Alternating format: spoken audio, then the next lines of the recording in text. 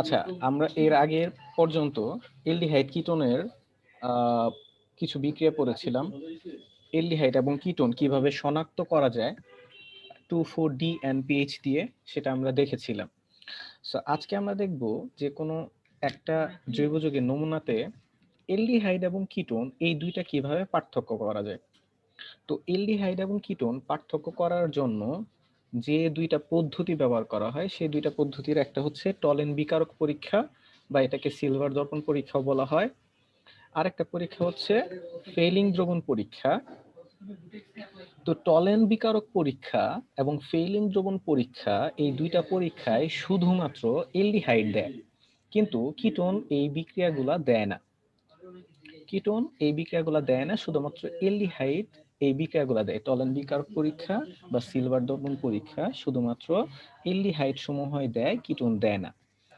তো প্রথমেই চলো টলেন বিকারকটা কি এটা নিয়ে একটু আইডিয়া নিয়ে আসি। তো টলেন বিকারকটা হচ্ছে যে, দেখো এখানে যদি আমরা একটু দেখি যে টলেন বিকারক প্রস্তুতি সম আয়তনের 10% সিলভার নাইট্রেট দ্রবণ এবং 10% সোডিয়াম হাইড্রোক্সাইড দ্রবণ মিশ্রিত করলে অদক্ষেপ পড়ে। অতিরিক্ত অ্যামোনিয়াম হাইড্রোক্সাইড দ্রবণ যোগ করলে ওই অদক্ষেপ দ্রবীভূত হয়ে বর্ণহীন দ্রবণ উৎপন্ন হয়। অ্যামোনিয়া দ্রবণ মিশ্রিত সিলভার নাইট্রেটের এই বর্ণহীন দ্রবণকে টলেন বিকারক বলে। এতে জটিল ডাইঅ্যামিন সিলভার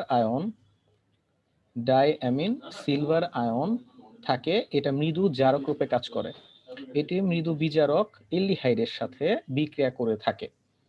তো এখানে বেসিক্যালি যেটা বলার চেষ্টা করেছে সেটা হচ্ছে যে সিলভার নাইট্রেট, এই সিলভার নাইট্রেট দ্রবণের মধ্যে যদি আমি সোডিয়াম হাইড্রোক্সাইড যুক্ত করি, তাহলে আমার এখানে তৈরি হবে হচ্ছে সিলভার হাইড্রোক্সাইড তৈরি হবে এবং সোডিয়াম নাইট্রেট তৈরি হবে। দেন এই যে দ্রবণটা তৈরি হলো সিলভার হাইড্রোক্সাইড, তো এই সিলভার হাইড্রোক্সাইডের মধ্যে যদি অতিরিক্ত পরিমাণে অ্যামোনিয়াম হাইড্রোক্সাইড দ্রবণ যুক্ত করা হয়, তাহলে এখানে diamine NH3 diamine silver ion বা সিলভার হাইড্রোক্সাইডের একটা দ্রবণ তৈরি হয় আর পানি তৈরি হয়। তো এইখানে এই যে ডাইঅ্যামিন সিলভার আয়ন, অর্থাৎ সিলভার দুইটা অ্যামিন প্লাস আয়ন, এই যে ক্যাটায়নটা আছে, এই আয়নটা আসলে জারক হিসেবে কাজ করে। সো আমাদের বেসিক্যালি যেটা মনে রাখতে হবে যে অতিরিক্ত পরিমাণ অ্যামোনিয়াম হাইড্রোক্সাইড দ্রবণে সিলভার নাইট্রেট যদি যুক্ত করা হয়, তাহলে যে বর্ণহীন দ্রবণটা তৈরি হয় তাকে বলা হচ্ছে টলেন বিকারক। এইখানে আমাদের এই যে ডাইঅ্যামিন সিলভার আয়নটা তৈরি হলো, এটা হচ্ছে আসলে বর্ণহীন। ওকে, সো এইখান থেকে কিন্তু এটা এমসিকিউতে আসতে পারে যে ডাইঅ্যামিন সিলভার আয়নের বর্ণটা কেমন। এটা হচ্ছে বর্ণহীন এবং এটা জারক রূপে কাজ করে। ওকে, কেউ কিছু বলতেছো? আচ্ছা, এতটুকু পরিমাণে বোঝা গেছে কিনা একটু রেসপন্স করবা। এতটুকু পরিমাণে বোঝা গেছে? বোঝা গেছে। Very good. তো এটা হচ্ছে টলেন বিকারক। এই টলেন বিকারকটা আমরা উৎপন্ন করি কিভাবে সেটা আমি দেখাইলাম, বাট যখন পরীক্ষায় আসবে তখন তোমাদের এটা উৎপন্ন করে দেখাইতে হবে না। এখন ডিরেক্টলি চলে আসো বিক্রিয়াটাতে, যে পরীক্ষাটা যে আমরা করব সেই পরীক্ষাটা হচ্ছে এই টলেন বিকারক পরীক্ষাটা বা সিলভার দর্পণ পরীক্ষাটা শুধুমাত্র এলডিহাইড গুলা দেয়। তো দেখো এলডিহাইড গুলার মধ্যে যদি এই দ্রবণটা যুক্ত করা হয়, এই দ্রবণটা অর্থাৎ টলেন বিকারকটা যদি যুক্ত করা হয়, তাহলে সেইখানে আসলে সিলভার দর্পণ তৈরি হয় বা সিলভারের অদক্ষেপ পড়ে। তো এলডিহাইড গুলা শুধুমাত্র এই বিক্রিয়াটা দেখায়, কিটোন গুলা দেখায় না। যেমন একটা এক্সাম্পল দেখি, ধরো CH3CHO, এটার নাম কি বলতো? CH3CHO এটার নাম কি? দেখি কে বলতে পারে, বলো। CH3CHO এটার নাম কি? Methyl aldehyde. ইথানল না? হ্যাঁ, এটার নাম হচ্ছে, কে বললা? সাইফুল বলেছো, লিমন বলেছো। Thank you Limon. এটার নাম হচ্ছে ইথানেল। CH3CHO এটার নাম হচ্ছে ইথানেল।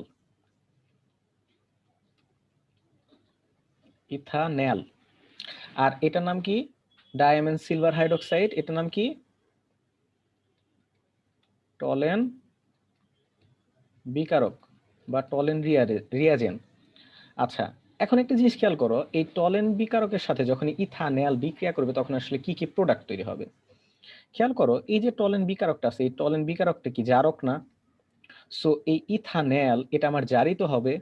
এখন আমাকে কেউ একজন বলো তো যে এলডিহাইডকে জারিত করা হলে কি তৈরি হয়, বা এলডিহাইডের জারণ করা হলে কি তৈরি হয় বলো, কি তৈরি হয়? মিঠা মানে নোয়িক অ্যাসিড, মানে জৈব অ্যাসিড তৈরি হয়, জৈব অ্যাসিড তৈরি হয়, carboxylic acid. Very good, thank you so much. সেটা হচ্ছে কি যে এলডিহাইডকে জারিত করা হলে বা জারণ করা হলে কার্বক্সিলিক অ্যাসিড তৈরি হয়। তাহলে খেয়াল করো, এইখানে যেহেতু আমার ইথানল আছে, তাই এইখানে টলেন বিকারক দ্বারা এই ইথানল জারিত হয়ে আমার একটা জৈব অ্যাসিড তৈরি করবে যার নাম হচ্ছে ইথানোয়িক অ্যাসিড। যেহেতু এইখানে আমার কার্বন আছে দুইটা, দ্যাটস ওয়াই এখানে আমার দুই কার্বন বিশিষ্ট একটা অ্যাসিড তৈরি হবে। দুই কার্বন বিশিষ্ট অ্যাসিডের নাম কি? CH3COOH। সো আমার এই অ্যাসিডটা তৈরি করবে। বুঝতে পেরেছি? বুঝতে পেরেছি, ইথানোয়িক অ্যাসিডটা তৈরি করবে। আচ্ছা, এবং এখানে একটু খেয়াল করো, যেহেতু এখানে NH3 আছে, এটা যেহেতু ক্ষার আর এটা যেহেতু অ্যাসিড, সো আলটিমেটলি বিক্রিয়ায় ফাইনাল যে প্রোডাক্ট তৈরি হয় সেটা হচ্ছে CH3COONH4, অ্যামোনিয়াম অ্যাসিটেট তৈরি করে, একটা লবণ তৈরি করে, একটা লবণ তৈরি করে প্লাস হচ্ছে পানি তৈরি করে। কারণ কি, যেহেতু আমার ইথানল জারিত হয়ে আমার অ্যাসিড তৈরি করবে, সেই অ্যাসিডটা আর এই যে আমার এখানে অ্যামোনিয়া আছে, তো তার সাথে বিক্রিয়া করে অ্যাসিড ক্ষারক বিক্রিয়া করে লবণ আর পানি তৈরি হলো। প্লাস আরেকটা জিনিস খেয়াল করো, যে ইথানল নিজে তো জারিত হবে, ইয়েতে ইথানলের তো জারণ ঘটবেই, কিন্তু নিজে কিন্তু বিজারিত হবে। নিজে ইয়েতে যেটা সরি ইয়েতে টলেন বিকারক তো ইথানলকে জারিত করবেই, নিজে কিন্তু বিজারিত হয়ে যাবে।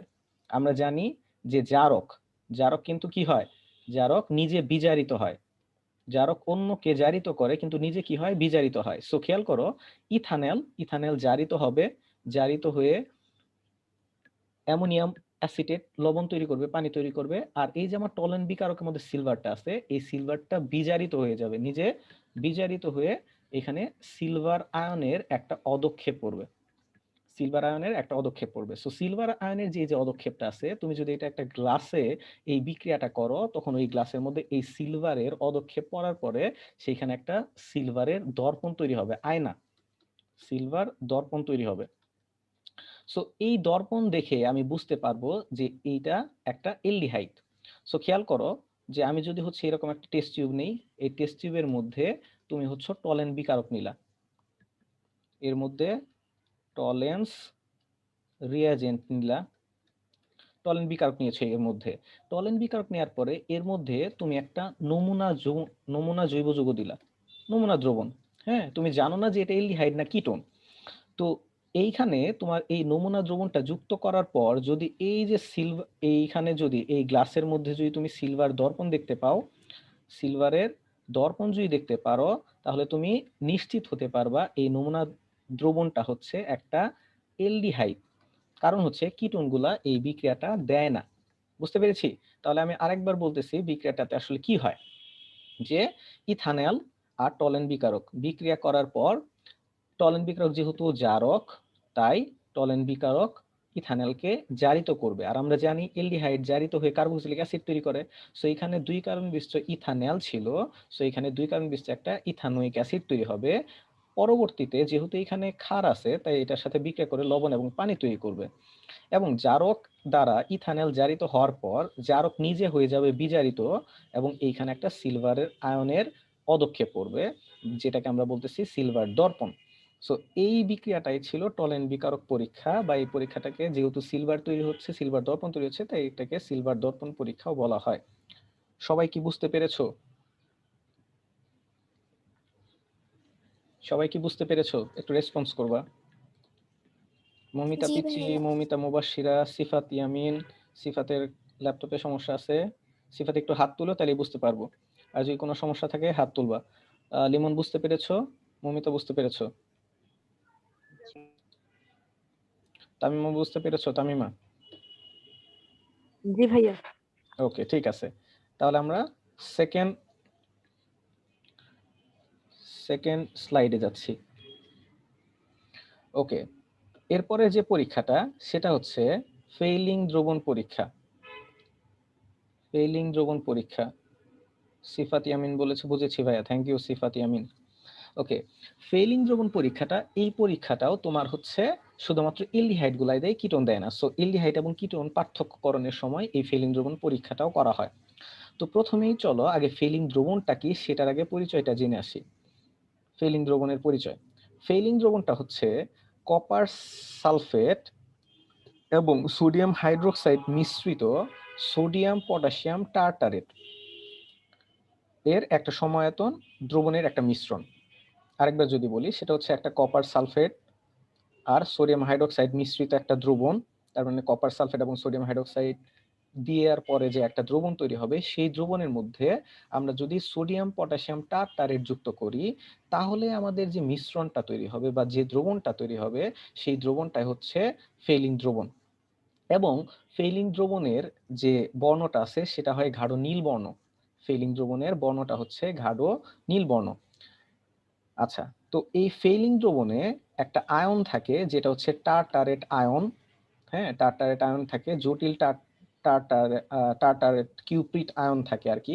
এর মধ্যে একটা আয়ন থাকে যে আয়নের যে আয়নের তোমার অধিকাংশ কপার হাইড্রোক্সাইড হচ্ছে দ্রবণীয় হয়।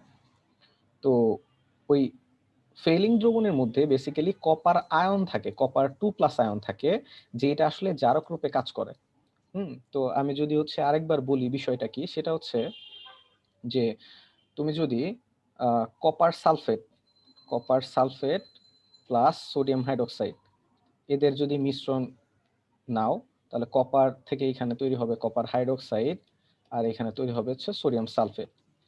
এই যে মিশ্রণটা তৈরি হলো বা দ্রবণটা তৈরি হলো, এদের এই মিশ্রিত দ্রবণে তুমি যদি হচ্ছে সোডিয়াম পটাশিয়াম টার্টারেট, হ্যাঁ, সোডিয়াম পটাশিয়াম টার্টারেট এই লবণটাকে রসেল লবণ বা রচেল লবণ বা রেচিলি লবণও বলা হয়।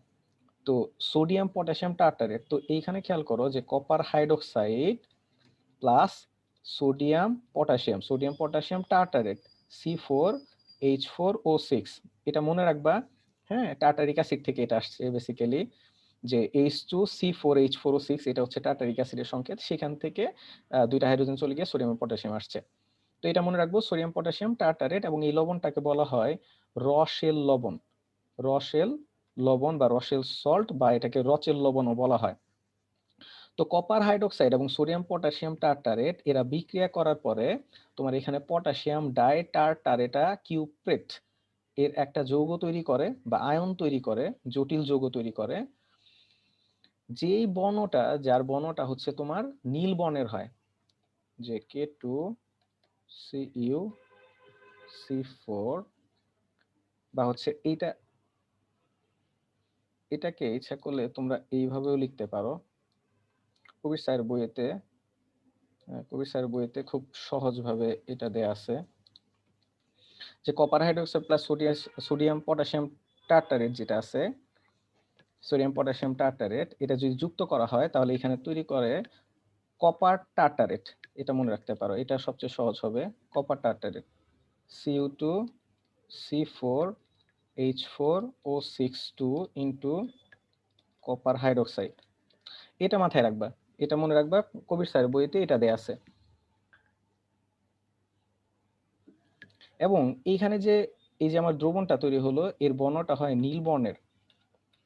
তাহলে আমি আরেকবার বলতেছি, এটা মনে রাখবে এইভাবে, যে কপার সালফেটের যে ক্ষারীয় জলীয় দ্রবণ আছে, কপার সালফেটের দ্রবণ, কপার সালফেটের সাথে একটা ক্ষার বিক্রিয়া করে কপার হাইড্রোক্সাইড তৈরি করে। তো মনে রাখবে এইভাবে যে কপার সালফেটের যে ক্ষারীয় দ্রবণ, সেই ক্ষারীয় দ্রবণের মধ্যে যদি রসেল লবণ যুক্ত করা হয়, তাহলে নীল বর্ণের যে দ্রবণটা তৈরি হয় তাকে ফেইলিং দ্রবণ বলা হয়। তো কপার সালফেট সোডিয়াম হাইড্রোক্সাইড বিক্রিয়া করে copper hydroxide plus sodium sulphate তৈরি করে। দেন এই দ্রবণের মধ্যে যদি আমি সোডিয়াম পটাশিয়াম টার্টারেট বা রসেল লবণ যুক্ত করি, তৈরি হয় হচ্ছে কপার টার্টারেট, এটা তৈরি হয়। এবং কপার হাইড্রোক্সাইড যেটা আছে, এদের একটা দ্রবণ তৈরি হয় যেটাকে আমরা বলতেছি ফেইলিং দ্রবণ, এবং যার বর্ণটা হচ্ছে নীল বর্ণের। তো এইখান থেকে আমরা বেসিক্যালি এটা মনে রাখবো যে এটা হচ্ছে ফেলিং দ্রবণ। এখন কথা হচ্ছে এই যে ফেলিং দ্রবণ আছে, এই ফেলিং দ্রবণে কপার হাইড্রোক্সাইড আছে বা কিউপ্রিক হাইড্রোক্সাইড আছে, এইখানে Cu2+ আয়ন থাকে। এই Cu2+ আয়নটা একটা জারক হিসেবে কাজ করে। Cu2+টা একটা জারক হিসেবে কাজ করে। সো বেসিক্যালি যখন তোমার কোনো একটা নমুনা দ্রবণ পরীক্ষা করা হয়, জৈব যৌগের কোনো একটা নমুনা দ্রবণ পরীক্ষা করা হয় যে এটা এলডিহাইড না কিটোন, তখন ওই দ্রবণের মধ্যে ধরো এই যে এখানে একটা নমুনা দ্রবণ আছে, নমুনা দ্রবণ, এই নমুনা দ্রবণটা হচ্ছে নমুনা দ্রবণের, এইখানে একটা নমুনা দ্রবণ আছে, এই দ্রবণের মধ্যে যদি আমি হচ্ছে ফেইলিং দ্রবণ যুক্ত করি, আমি যদি ফেইলিং দ্রবণ যুক্ত করি, এবং ফেইলিং দ্রবণটাকে সংক্ষেপে এইভাবে লেখা হয় কপার হাইড্রোক্সাইড লিখে ফেইলিং দ্রবণ লেখা হয়, যে কপার হাইড্রোক্সাইডটা বেসিক্যালি, কারণ হচ্ছে এই ফেইলিং দ্রবণের মধ্যে কপার হাইড্রোক্সাইড থেকে যে কপার 2+ আয়নটা আসে বেসিক্যালি তার দ্বারাই বিক্রিয়াটা হয়। সো এই নমুনা দ্রবণের মধ্যে আমি ফেইলিং দ্রবণটা যদি যুক্ত করি এবং এর কালারটা যদি লাল বর্ণ হয়ে যায়, লাল বর্ণ যদি হয়ে যায় তাহলে আমি বুঝতে পারবো এর মধ্যে এলডিহাইড আছে। আর যদি তার বর্ণটা পরিবর্তন না হয় তাহলে আমরা বুঝবো এর মধ্যে কিটোন আছে। কারণ খেয়াল করো এই যে ফেইলিং দ্রবণ, এই ফেইলিং দ্রবণের বর্ণটা হচ্ছে নীল। সো ফেইলিং দ্রবণের মধ্যে তুমি যদি একটা নমুনা দ্রবণ যুক্ত করো, তার বর্ণটা যদি নীল থেকে লাল হয়ে যায় তাহলে বুঝতে হবে এর মধ্যে এলডিহাইড আছে, তাহলে কারণ এলডিহাইড বিক্রিয়াটা করবে। বাট যদি এখানে কোনো কালার চেঞ্জ না হয় তাহলে বুঝতে হবে এটা কিটোন আছে। এখন খেয়াল করো যে এলডিহাইড যদি থাকে তাহলে ফেইলিং দ্রবণের সাথে এলডিহাইড কিভাবে আসলে বিক্রিয়া করবে। খেয়াল করো যে CH3CHO, এটার নাম কি? তামিমা বলো তো, CH3CHO এটার নাম কি? CH3CHO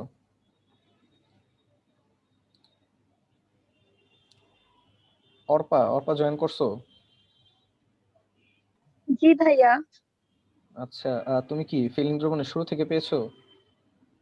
না ভাই, আমি মাত্র জয়েন করছি। আচ্ছা, মাত্র জয়েন করছো, আচ্ছা ঠিক আছে। তামিমা নাই। আচ্ছা, এই পিচ্চি, মৌমিতা পিচ্চি, বলো তো CH3CHO এটার জি নাম কি? ভাইয়া, ethanol. Ethanol, very good. So CH3CHO এটার নাম হচ্ছে ইথানল। এই ইথানল দ্রবণে যদি আমি ফেইলিং দ্রবণ যুক্ত করি, আমি যদি ফেইলিং দ্রবণ যুক্ত করি, ফেইলিং দ্রবণটা কি আমরা লিখবো হচ্ছে copper hydroxide, copper hydroxide plus এটা যেহেতু একটা ক্ষারীয় দ্রবণ সো সোডিয়াম হাইড্রোক্সাইডটাও দেওয়া হয় বা থাকে দ্রবণে। তো এর নিচে আমরা লিখে দিব হচ্ছে ফেইলিং দ্রবণ, ফেইলিং দ্রবণ, ফেইলিং সলিউশন। তো এটা লিখে দিলে হবে, এত বড় যৌগটা লিখতে হবে না। এখন খেয়াল করো যে আসলে এখানে বেসিক্যালি কি কি উৎপন্ন হবে। যেহেতু আমরা জানি যে এই ফেইলিং দ্রবণের মধ্যে কপার 2+ আয়ন থাকে যেটা হচ্ছে একটা জারক, আর ইথানল জারিত হওয়ার পরে কি যেন তৈরি করে? ইথানলকে জারণ করলে কি তৈরি হয়? Ethanoic acid. Ethanoic acid, very good, ethanoic acid তৈরি হয়। তাহলে খেয়াল করো যে এখানে যেহেতু আমার CH3CHO আছে, 2 কার্বন বিশিষ্ট একটা এলডিহাইড, সো এখানে আমার তৈরি করবে 2 কার্বন বিশিষ্ট একটা অ্যাসিড CH3COOH, ইথানোয়িক অ্যাসিড তৈরি করবে। আর এইখানে আমার যেহেতু ক্ষার আছে, সো ক্ষার আর অ্যাসিড বিক্রিয়া করে আলটিমেটলি আমার তৈরি করবে কি একটা লবণ আর পানি, তার মানে CH3COONA প্লাস পানি তৈরি করবে। তো এটা গেল ইথানলের ব্যাপার, ইথানলের ব্যাপার। এখন কপার হাইড্রোক্সাইড সে তো নিজে জারক, সে অন্যকে তো জারিত করেছে, বাট নিজে কি হবে?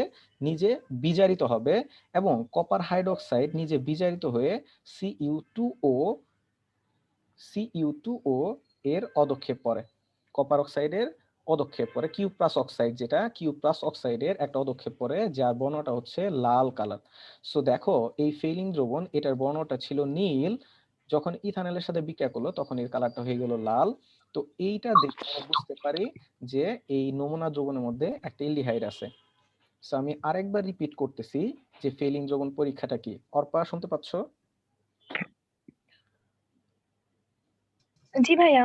ওকে, সো খেয়াল করো ফেইলিং দ্রবণটা হচ্ছে যে কপার সালফেটের একটা ক্ষারীয় দ্রবণ। কপার সালফেট ক্ষারীয় দ্রবণ মানে কপার সালফেটের সাথে সোডিয়াম হাইড্রোক্সাইড আছে। সো কপার সালফেটের একটা ক্ষারীয় দ্রবণে রসেল লবণ, রসেল লবণ বা রচেল লবণ, সোডিয়াম পটাশিয়াম টার্টারেট, এটা মিশ্রিত করা হলে যে জটিল ইয়েতে তোমার হচ্ছে কিউপ্রিক টার্টারেট বা যে নীলবর্ণের দ্রবণটা তৈরি হয়, সেই দ্রবণটাকে আমরা বলতেছি ফেইলিং দ্রবণ। তো এটা হচ্ছে ফেইলিং দ্রবণ, Cu2C4H4O6, এটাকে বলা হয় কিউপ্রিক টার্টারেট। আর এইখানে আমার আছে into copper hydroxide, cupric cupric tartrate এবং হচ্ছে কপার হাইড্রোক্সাইড। তো এইখানে আমার এই যে নীল বর্ণের দ্রবণটা তৈরি হলো, এই নীল বর্ণের দ্রবণটাকে আমরা বলতেছি ফেলিং দ্রবণ। এখন কোন একটা নমুনাতে এলডিহাইড বা কিটোন আছে কিনা সেটা আমরা শনাক্তকরণ করার জন্য ওই নমুনা দ্রবণের মধ্যে আমরা এই রসের লবণটা যুক্ত ফেইলিং দ্রবণটা যুক্ত করব। সো ফেইলিং দ্রবণ যুক্ত করার পরে যেহেতু ফেইলিং দ্রবণের বর্ণটা হচ্ছে নীল, যদি দ্রবণের বর্ণটা লাল হয়ে যায় তাহলে বুঝতে পারবো এখানে এলডিহাইড আছে, আর যদি বর্ণ পরিবর্তন না হয় তাহলে আমরা বুঝবো এখানে কিটোন আছে। সো দেখো বিক্রিয়াটা কিভাবে হয়। যদি এখানে এলডিহাইড থাকে তাহলে এলডিহাইডের সাথে ফেইলিং দ্রবণ বিক্রিয়া করার পরে এলডিহাইড থেকে একটা অ্যাসিড তৈরি হবে, অ্যাসিড আর যেহেতু ক্ষার আছে সো একটা লবণ তৈরি হবে আর পানি তৈরি হবে। আর ফেইলিং দ্রবণের মধ্যে যে আমার কপার 2 আয়ন ছিল, এই কপার 2 আয়নটা দ্বারা CH3CHO অর্থাৎ ইথানল জারিত হবে, কিন্তু নিজে বিজারিত হয়ে কিউপ্রাস অক্সাইডের একটা লাল অদক্ষেপ পড়বে। আর এই অদক্ষেপ থেকেই বোঝা যাবে যে এখানে এলডিহাইড রয়েছে। সবাই কি বুঝতে পেরেছো? কারো কোনো কোশ্চেন আছে? কারো কোনো কোশ্চেন আছে? না ভাইয়া। ওকে, গুড। হ্যাঁ, নমুনা দ্রবণের বিক্রিয়াটা আরেকটু ভাইয়া। কোনটা লিমন? আরেকবার বলো কোনটা? এই যে ভাই শেষের বিক্রিয়াটা। শেষের বিক্রিয়াটা আরেকবার বলতেছি। সো খেয়াল করো, আমি যদি অন্য কোনো একটা উদাহরণ দিয়ে বলি, ধরো CH3 CH2 CHO, এটা নাম হচ্ছে প্রোপানেল। সো এই প্রোপানেলের মধ্যে যদি আমি কোনো একটা ফেইলিং দ্রবণ যুক্ত করি, অর্থাৎ Cu copper hydroxide plus sodium hydroxide, এটাই হচ্ছে ফেইলিং দ্রবণ যার বর্ণটা হচ্ছে কি নীল। সো খেয়াল করো CH3CH2CHO একটি এলডিহাইড এবং যার নাম হচ্ছে প্রোপানেল। সো এই প্রোপানেলের সাথে আমরা যদি হচ্ছে ফেইলিং দ্রবণ যুক্ত করি সেই ক্ষেত্রে যা যা তৈরি হবে সেটা আমরা লিখতেছি। এখন খেয়াল করো যে এই ফেইলিং দ্রবণে কি থাকে, Cu2+ আয়ন থাকে, কপার হাইড্রোক্সাইডে Cu2+ আয়ন থাকে যেটা হচ্ছে একটা জারক। সো এইখানে আমার প্রোপানেল এই জারক দ্বারা জারিত হয়ে প্রোপানোয়িক অ্যাসিড তৈরি করবে, অর্থাৎ CH3 CH2 COOH, 3 কার্বন যেহেতু আছে সো 3 কার্বন বিশিষ্ট আমার একটা অ্যাসিড তৈরি করবে। কিন্তু আমাদের এখানে যেহেতু ক্ষার আছে সো ক্ষারের সাথে বিক্রিয়া করে আলটিমেটলি লবণ প্লাস পানি তৈরি করবে, প্লাস কপার হাইড্রোক্সাইড প্রোপানেলকে জারিত করবে কিন্তু নিজে বিজারিত হবে, এবং নিজে বিজারিত হয়ে এখানে কিউপ্রাস অক্সাইড এর একটা অদক্ষেপ পড়বে যার বর্ণটা হচ্ছে লাল। সো প্রশ্ন আসতে পারে কিন্তু কিউপ্রাস অক্সাইডের বর্ণ কেমন লাল? যেহেতু ফেইলিং দ্রবণ বর্ণ ছিল নীল, বর্ণ হয়ে গেছে লাল, সো আমরা বুঝতে পারবো এখানে এলডিহাইড আছে। সো এই পরীক্ষার মাধ্যমে এলডিহাইড এবং কিটোন পার্থক্য করা হয়। যেমন বুঝতে পেরেছো? জি ভাই। Good, very good. এরপরে আমরা যে বিক্রিয়াটা দেখব সেটা হচ্ছে ক্লিমেনসন বিজারণ। খুবই ইম্পর্টেন্ট একটা বিক্রিয়া এটা, ক্লিমেনসন বিজারণ। এবং এই বিক্রিয়াটা দেয় হচ্ছে তোমার এলডিহাইড এবং কিটোন, এই বিক্রিয়াটা দেয় ক্লিমেনসন বিজারণ। তো ক্লিমেনসন বিজারণটা কি? সেটা হচ্ছে তীব্র বিজারক জিঙ্ক অ্যামালগাম, হ্যাঁ জিঙ্ক অ্যামালগাম এবং গাঢ় হাইড্রোক্লোরিক অ্যাসিড দ্বারা তুমি যদি কোনো একটা কার্বনিল যৌগ অর্থাৎ এলডিহাইড বা কিটোন এর বিক্রিয়া দাও, সেক্ষেত্রে এই এই এলডিহাইড এবং কিটোন এগুলো হচ্ছে তোমার বিজারিত হয়ে যায়, বিজারিত হয়ে তোমার হচ্ছে অ্যালকেন তৈরি করে।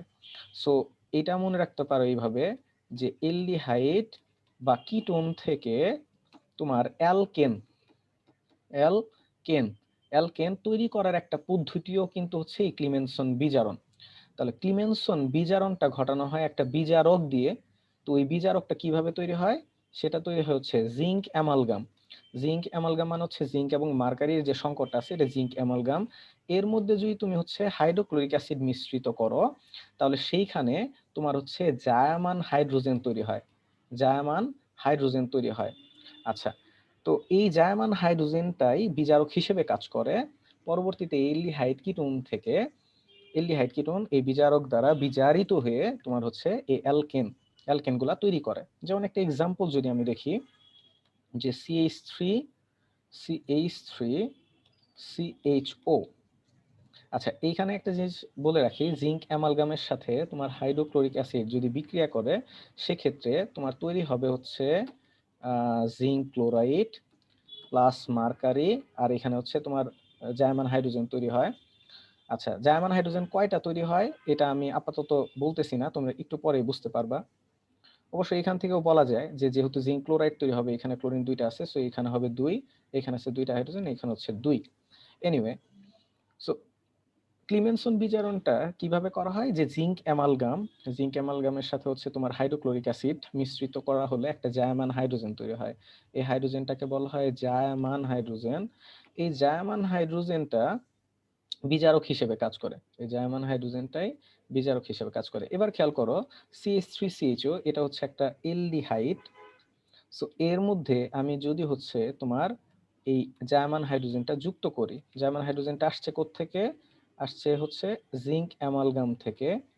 জিঙ্ক অ্যামালগামের সাথে হাইড্রোক্লোরিক অ্যাসিডের, গাঢ় হাইড্রোক্লোরিক অ্যাসিড, হ্যাঁ, হাইড্রোক্লোরিক অ্যাসিডটা অবশ্যই গাঢ় হবে। সো জিঙ্ক অ্যামালগামের সাথে গাঢ় হাইড্রোক্লোরিক অ্যাসিডের বিক্রিয়ায় আমার হচ্ছে কি তৈরি হয়, জার্মান হাইড্রোজেনটা তৈরি হয়।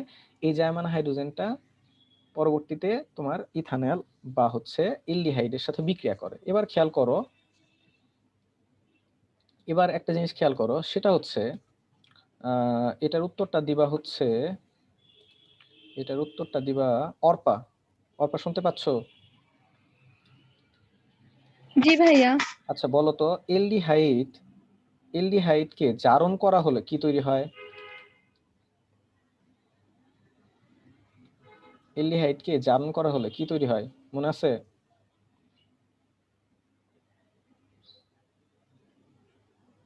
অর্পা মনে ভাইয়া আছে? মনে পড়তিছে না। মরতে পড়তেছে না। আচ্ছা, কার মনে আছে এলডিহাইডকে জারণ করা হলে কি তৈরি হয়? Carboxylic acid. Carboxylic acid, very good, carboxylic acid তৈরি হয়। এখন আমাকে একটু বলো তো, এলডিহাইডকে জারণ করা হলে কার্বক্সিলিক অ্যাসিড তৈরি হয়, আর এলডিহাইডকে বিজারণ করা হলে কি তৈরি হয়? ভাইয়া অ্যালকোহল। Alcohol, very good. কে কে উত্তর দিছো? মৌমিতা এবং অর্পা, দুজনকে অসংখ্য ধন্যবাদ। গুড। তার মানে এলডিহাইডকে বিজারণ করা হলে কি তৈরি হয়? অ্যালকোহল তৈরি হয়। আচ্ছা, এলডিহাইডকে জারণ করলে কার্বক্সিলিক অ্যাসিড তৈরি হয়। ওকে, এই প্রশ্নটা হচ্ছে যদিও এটার রিলেট ছিল না, তারপর হচ্ছে আমি একটু দেখলাম যে তোমাদের মনে আছে কিনা। গুড। আচ্ছা, আমরা হচ্ছে আমাদের টপিকে চলে আসি। এবার খেয়াল করো যে CH3CHO এটাকে যদি আমি ক্লিমেনসন বিজারণ করি, অর্থাৎ জিঙ্ক অ্যামালগাম এবং হাইড্রোক্লোরিক অ্যাসিড এর দ্বারা যে আমার জার্মান হাইড্রোজেনটা তৈরি হয়, সেই জার্মান হাইড্রোজেন দ্বারা যদি আমি ক্লিমেনসন বিজারণ করি এলডিহাইডের, সেক্ষেত্রে আমার কি তৈরি হবে, অ্যালকেন তৈরি হবে।